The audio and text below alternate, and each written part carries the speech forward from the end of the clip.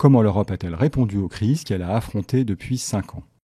Alors, l'Europe, effectivement, a été traversée par un nombre de crises assez intenses, à tel point d'ailleurs qu'on a pu parler depuis 5 ans de polycrise. Et les 3 crises qui se sont succédées sont de nature tout à fait différente. La première, ça a été la crise du Brexit, puisque c'est la première fois dans l'histoire de l'Union européenne que l'on négocie la sortie d'un État membre à la demande de la Grande-Bretagne. On avait beaucoup de craintes sur le fait qu'il pourrait y avoir un effet de contagion, mais je dois dire qu'il y a eu une solidarité européenne importante et cette crise avec les Britanniques a plutôt renforcé l'idée qu'il ne fallait pas sortir, y compris chez les eurosceptiques. Les eurosceptiques, qui sont nombreux en Europe, ont plutôt un discours aujourd'hui qui consiste à dire qu'il faut changer l'Europe de l'intérieur, mais il ne faut pas sortir. La deuxième crise, c'est bien sûr la crise de la pandémie qui nous est arrivée du dehors de l'Europe. Alors au début, il y a eu pas mal de cafouillages, il a fallu faire face à la concurrence pour les masques, les vaccins, etc. Puis finalement, l'Europe s'est reprise en main.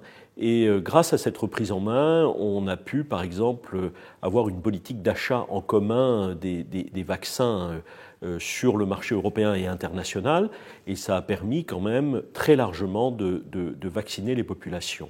Il y a eu des conséquences économiques, bien entendu, puisque pendant la crise du Covid, il y a eu arrêt des activités économiques et commerciales. On a pu lancer un plan de relance financé par un emprunt, qui est le fameux plan de 750 milliards. Là aussi, il y a eu une coordination des Européens. Et enfin, la dernière crise, c'est le retour de la guerre sur le continent européen, avec l'agression militaire de la Russie en Ukraine le 22 février 2022. Et les Européens qui pensaient que la guerre était devenue impossible se sont rendus compte que ça n'était pas le cas. Donc, à l'égard de la Russie, il y a eu d'abord une réaction très cohérente, 12 paquets de sanctions qui ont été adoptés malgré le principe de l'unanimité, parce que les sanctions, ça s'adopte à l'unanimité. Donc ça, c'est quand même un achèvement assez extraordinaire. Il y a eu l'utilisation pour la première fois dans l'histoire de l'Union européenne des facilités européennes pour la paix, c'est-à-dire une ligne budgétaire dans le budget de l'Union européenne pour acheter des armements, et une coordination qui parfois pourrait être meilleure entre les États membres, justement pour essayer de procurer des armes et un soutien financier à l'Ukraine. Quelles sont les lois et décisions les plus marquantes de la dernière législature ?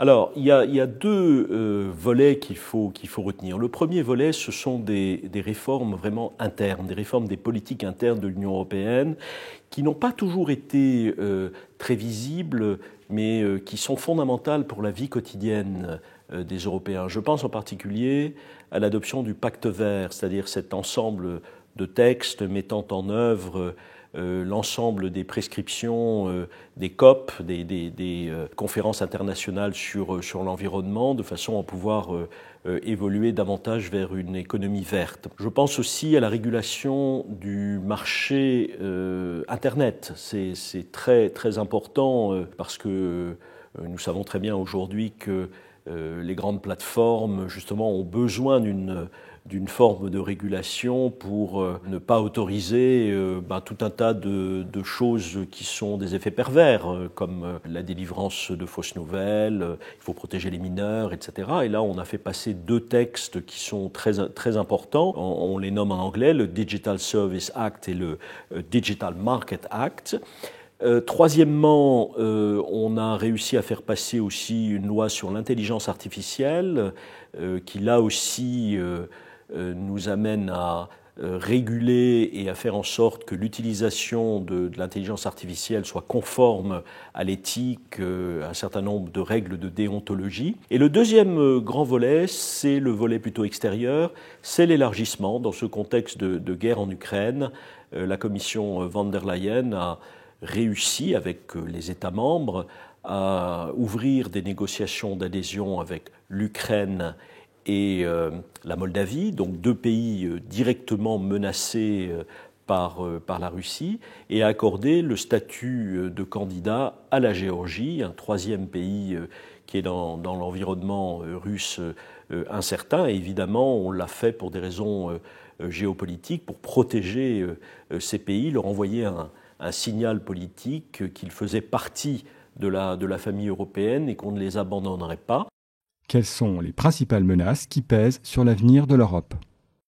Alors, je vois un certain nombre de menaces qui sont de nature différente. La première, c'est l'état des forces politiques. Il y a quand même un retour du nationalisme en Europe, avec partout une montée des partis d'extrême droite qui sont très sceptiques, pour ne pas dire anti-Europe. Ça, c'est quand même un vrai problème si on veut construire l'Europe, puisque l'ensemble de ces partis développent un discours sur le retour à la souveraineté nationale, le retour aux protections des frontières nationales. Donc il y a une véritable contradiction.